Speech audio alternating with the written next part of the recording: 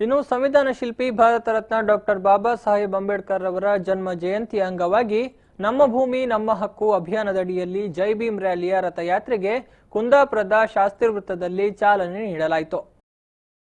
ಕುಂದಾಪುರದ ಉಪವಿಭಾಗಾಧಿಕಾರಿ ಶಿಲ್ಪಾನಾಥ್ ಜೈ ಭೀಮ್ ಧ್ವಜವನ್ನ ತೋರಿಸುವ ಮೂಲಕ ರಥಯಾತ್ರೆಗೆ ಚಾಲನೆ ನೀಡಿದರು. ಬಳಿಕ ಮಾತನಾಡಿದ ಅವರು, ಶಿಕ್ಷಣವನ್ನೇ ಮೂಲ ಮಂತ್ರವನ್ನಾಗಿಸಿಕೊಂಡಿದ್ದ ಅಂಬೇಡ್ಕರ್ ಅವರು ಶಿಕ್ಷಣದ ಮೂಲಕ ಸಾಮಾಜಿಕ ಪರಿವರ್ತನೆಗೆ ನಾಂದಿ ಹಾಡಿದರು.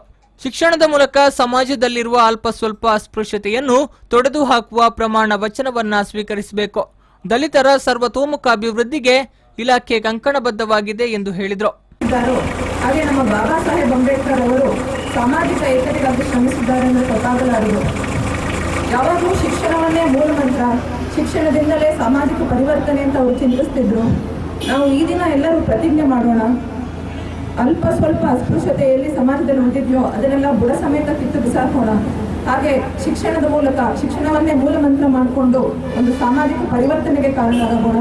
ಹಾಗೆ ದಲಿತರಿಗೆ ಭೂಮಿ ಹಕ್ಕು ನೀಡುವಲ್ಲಿ ನಮ್ಮ ಆಡಳಿತ ಬದ್ಧವಾಗಿದೆ ಅಂತ ನಿಮಗೆ ಮಾತು ಕೊಡ್ತಾ ನಾನು ಮಾತು ಮುಗಿಸ್ತಾ ಇದ್ದೀನಿ. ಜೈ ಹಿಂದ್.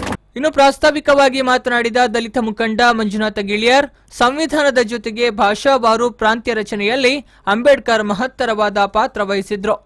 ಕಾನೂನು ಕಾಯ್ದೆ, ಕಾರ್ಖಾನೆ ಕಾಯ್ದೆ, ಹಿಂದೂ ಬಿಲ್ ಕೋಡ್ ಹೀಗೆ ಎಲ್ಲಾ ಕ್ಷೇತ್ರಗಳಲ್ಲೂ ಅಂಬೇಡ್ಕರ್ ಚಿಂತನೆ ಹಾಸುಹೊಕ್ಕಾಗಿದೆ ಎಂದು ಹೇಳಿದರು. ಈ ದೇಶದ ಭಾಷಾವಾರು ಪ್ರಾಂತ್ಯ ರಚನೆಯಲ್ಲಿ ಕೂಡ ಮಹತ್ತರವಾದ ಪಾತ್ರವನ್ನು ವಹಿಸಿದ್ದಾರೆ.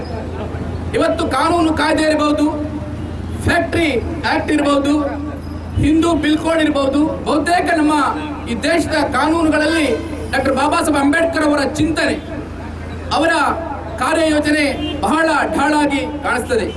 ಹಾಗಾಗಿ ಡಾಕ್ಟರ್ ಬಾಬಾ ಸಾಹೇಬ್ ಅಂಬೇಡ್ಕರ್ ಅವರು ಈ ದೇಶದ ನವ ಭಾರತದ ನಿರ್ಮಾತೃ ಎನ್ನುವುದರಲ್ಲಿ ಯಾವುದೇ ಸಂದೇಹ ಇವತ್ತು ಉಳಿದಿಲ್ಲ. ಈ ಸಂದರ್ಭ ಪುರಸಭಾಧ್ಯಕ್ಷೆ ವಸಂತಿ ಸಾರಂಗ, ಡಿವೈಎಸ್ಪಿ ಪ್ರವೀಣ್ ನಾಯಕ್, ಡಾಕ್ಟರ್ ರಂಜನ್ ಕುಮಾರ್ ಶೆಟ್ಟಿ, ವಿಕಾಸ್ ಹೆಗ್ಡೆ ಮೊದಲಾದವರು ಉಪಸ್ಥಿತರಿದ್ದರು. ಹರೀಶ್ ಕಿರಣ್ ತುಂಗ, ವಿ4 ನ್ಯೂಸ್ 24/7 ಕುಂದಾಪುರ.